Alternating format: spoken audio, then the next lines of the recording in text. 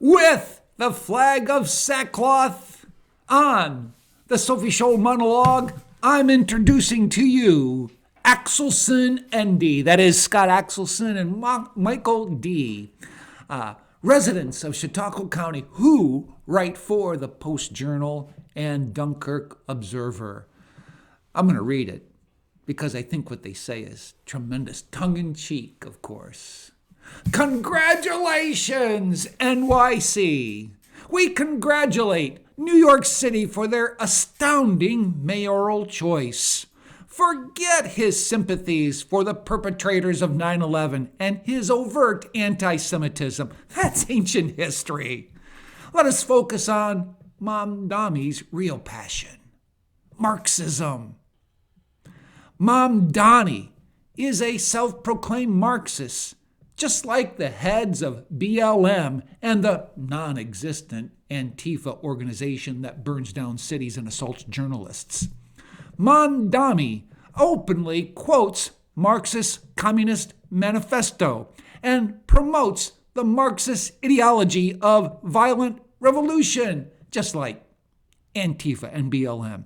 See Manifest, Section 4. New York City Democrats have demonstrated extreme discipline by ignoring 110 years of socialist disasters while demanding the Marxist, quote, dictatorship of the proletariat.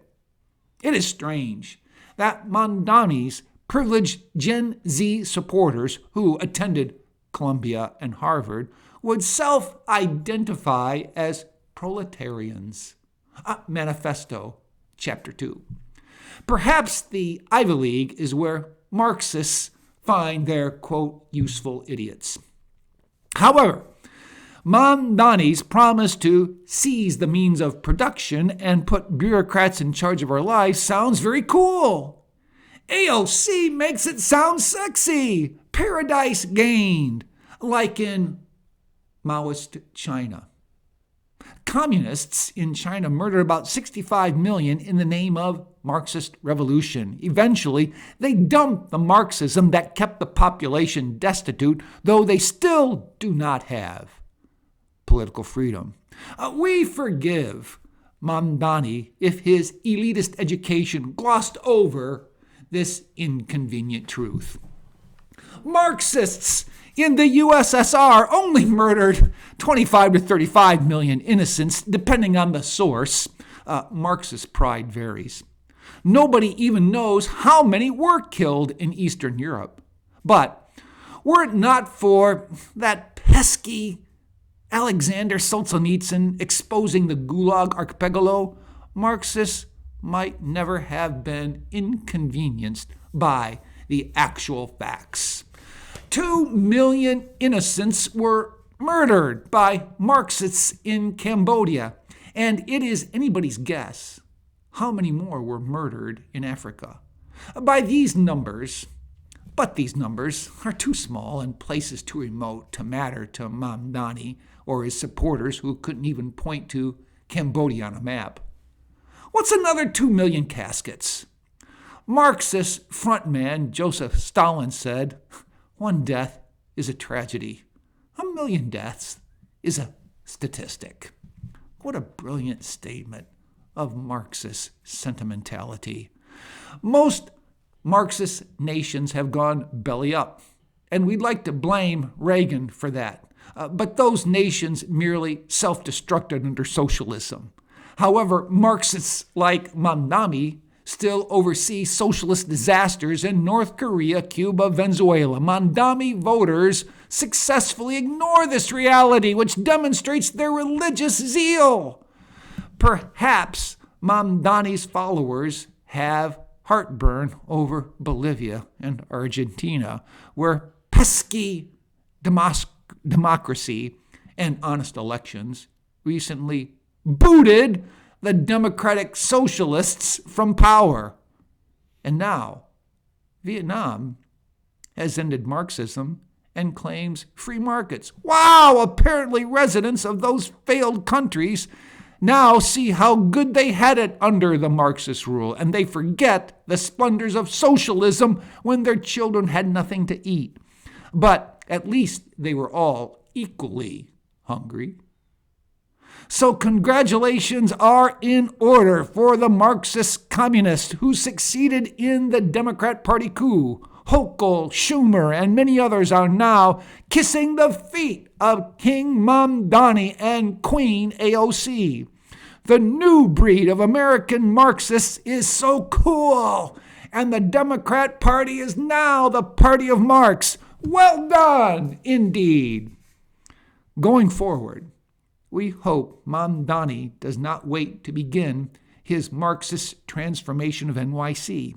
He must liquidate his family wealth and return it to the people from whom it was stolen, according to Marx. The same way for the communists in Russia, wiping out the bourgeoisie from the face of the earth.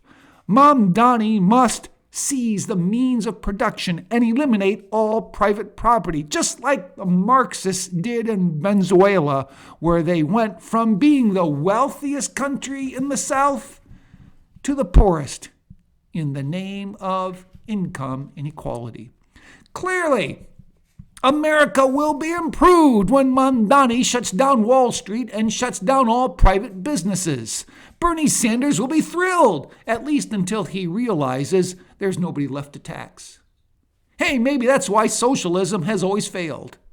Think about how much better the New York Yankees will be when their best players, worst players, and the janitors who clean the locker rooms are all paid the same under Marx's labor theory of value.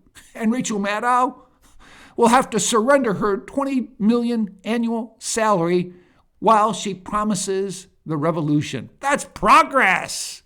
History has proven that socialism in any form will spread misery equally, except for party members. We can't wait to see all NYC residents being equally miserable and loving it. It's what they voted for. It's what they wanted. It's what they deserved. Just beware the oxymoronic term, Democrat socialist. Mamdani knows that socialism, by its very nature, is authoritarian and totalitarian. He's simply a con artist.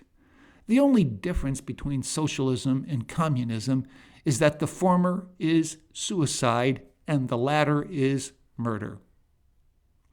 But our new breed of communists, like the old, still has the chutzpah to accuse their fascist socialist cousins of evil in spite of their own dismal history. But we still have 3 questions for Mamdani Marxist supporters. Number 1, how many of you have actually read Marx's Communist Manifesto? Number 2, does America become a socialist, or does America become the richest nation in the world precisely because we did not have socialism? How will you redistribute all the wealth that socialism cannot create? Don't forget, the original title of the Communist Manifesto was The Communist Confession of Faith. It's your religion, New York City. Good luck.